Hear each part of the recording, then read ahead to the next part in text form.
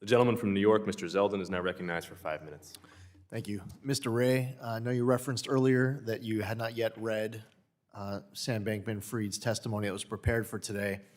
I had a question that I wanted to ask, and I was going to read you something that he had included in his remarks. In late 2021, I believe that Alameda Research likely had a net asset value of substantially over $50 billion market to market. I believe that Alameda was likely leveraged long, perhaps about 1.1 times leverage. That is, it had corresponding assets for roughly 90% of its position, borrowing the remaining 10%. That was roughly 1/20th of the maximum leverage FT allowed and roughly 1/3 of the leverage assumed by the average FT margin trader. In early November 2022, over a 3-day period, the market value of assets that Alameda Research had held declined dramatically, I believe, by more than 50%. Have you yet seen any evidence of a market value drop in Alameda's assets before November 2022?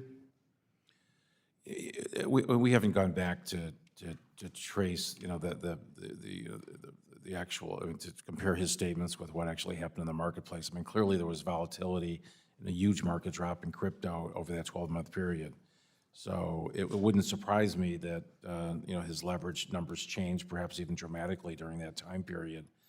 I think the problem at the heart of this is that, his positions, the collateral he had behind that, he didn't have the same auto liquidation provision that a margin account would normally have.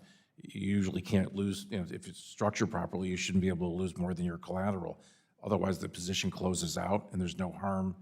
And the brokerage firm, if it's a brokerage account, for example, they wouldn't be short cash. They wouldn't have to go out to get the money from you. You close out the position. None of that existed with the Alameda positions. They had almost a complete ability to lose money beyond their collateral. Are you yet in a position to be able to describe, summarize the assets that Alameda had? We do have an inventory of the investments we made. That's pretty clear. We've got those in the hands of our investment bankers at Perella, and we're trying to understand those investments. Ultimately, we'll market those investments. You'll see this week that some of those investments will be put up for sale. The crypto assets, a little bit different. What's on the exchanges we can see. There's exchanges, about 24 exchanges across the world where we know we have crypto assets. They're in our name. We're securing those and are moving those into cold storage.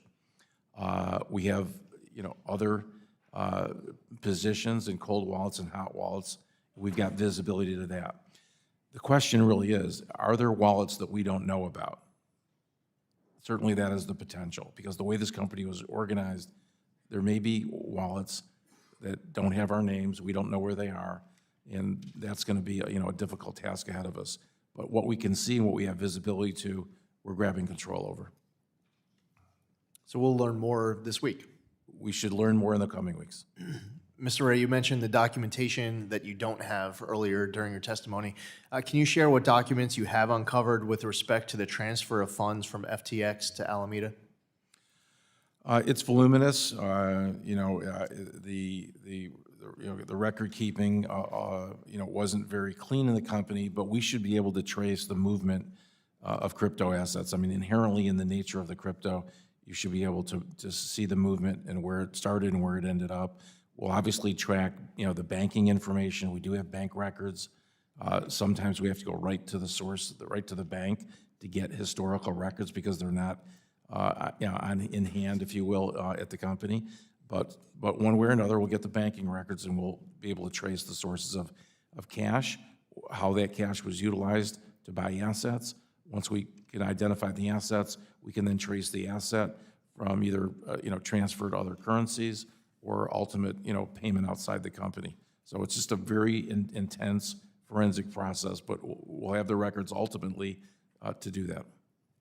We'd be interested in receiving more detailed explanation of the documents that you have. And one last question, can you describe what documents you identified with respect to internal controls and governance? Well, there isn't any, to speak of. I mean, the company is virtually void of any internal controls or documentation. Resolutions are absent. Authorizations approving massive loans, for example, the loans of the insiders.